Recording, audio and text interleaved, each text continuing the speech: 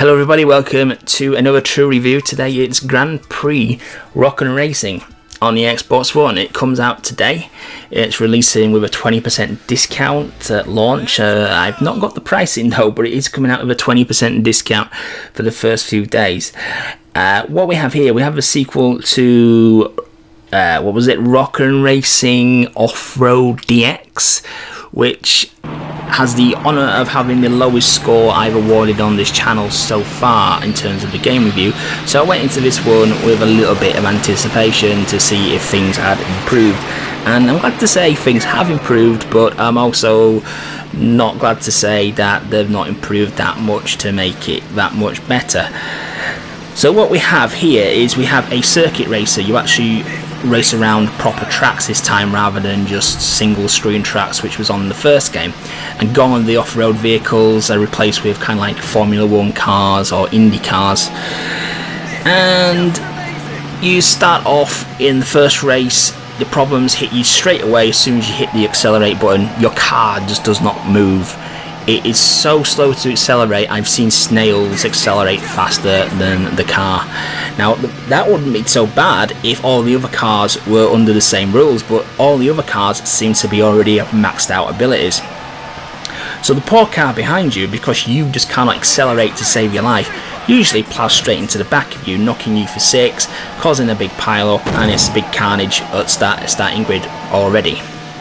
If you do actually manage to get up to a fair bit of speed, then you do okay until you get to the first corner. Then you realise that the car's got no handling ability at all. You've like seen 16-wheeler lorries like turn more gracefully than these cars. It's absolutely insane. You just put the stick into a full right lock, for example, and the turning arc is just absolutely mental. It's just really stupid. You have to turn like about 5 seconds before you reach the corner to have any chance of getting around it.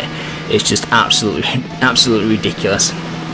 And then goes to the problem with the AI. The AI has similar problems navigating the track as well. As it did in the first game, the AI can't navigate the track to save their life also, and there's multiple pile-ups all over the place, cars taking each other out.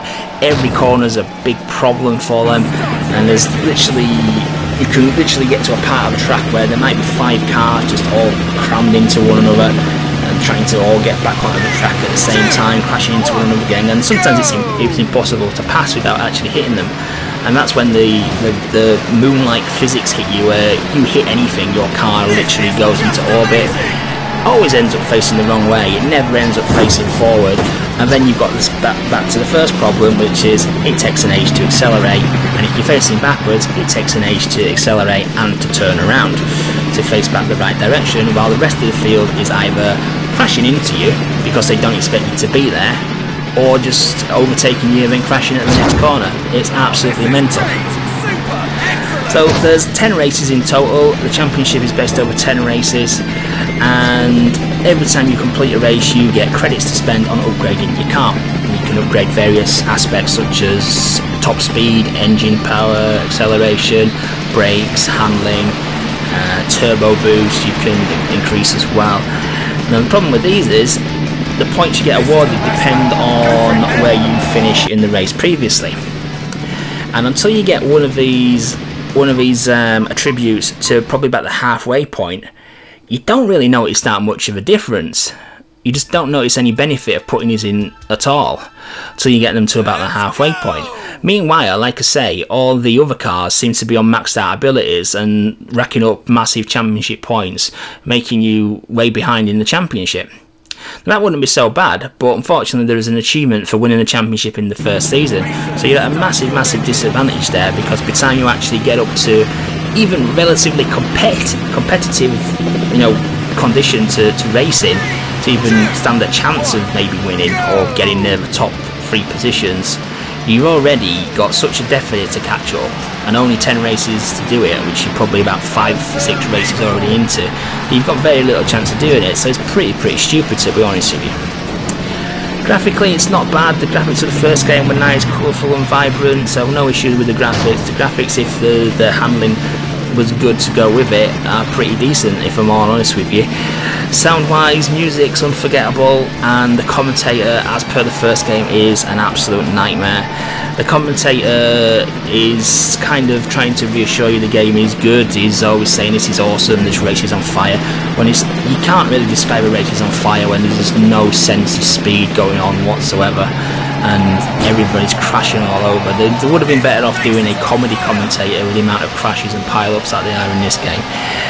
Achievement wise, it's a pretty standard list. There's one for winning each of the 10 races, there's one for winning the championship in the first season, which I mentioned previously, and there is a very annoying one which you've got to play with 4 friends, and as it's local only, that requires you to have 4 pads around the Xbox at the same time. It's a slight improvement on the first game, because that did require you to have 5 or 6, I think it was, which was even more insane. But at £50 a pad, you're looking at expensive achievement there. Unfortunately, I can't recommend Grand Prix Rock N Racing. I'm going to have to give this also a 1 out of 5, which is an avoid. I can't really recommend this, even at the discounted price it is going to launch at. I think it's going to be about £7.99, I think it is. But even at that, even if it has a 50% sale, I can't recommend this. There's no redeeming features. There's far better racing games out there, both top-down and third-person racing games. It just doesn't really bring anything for the table, and it misses the key aspect of any racing game, which is a sense of speed. It's just not there, and it's just a really chore to play. So 1 out of 5 for Grand Prix Rock N Racing, unfortunately. So I hope you enjoyed that review, guys. Please remember to like, comment and subscribe, and do follow me on my various social media pages. It does help me build the channel and get these reviews to you as quickly as possible, and I'll catch you on the next video.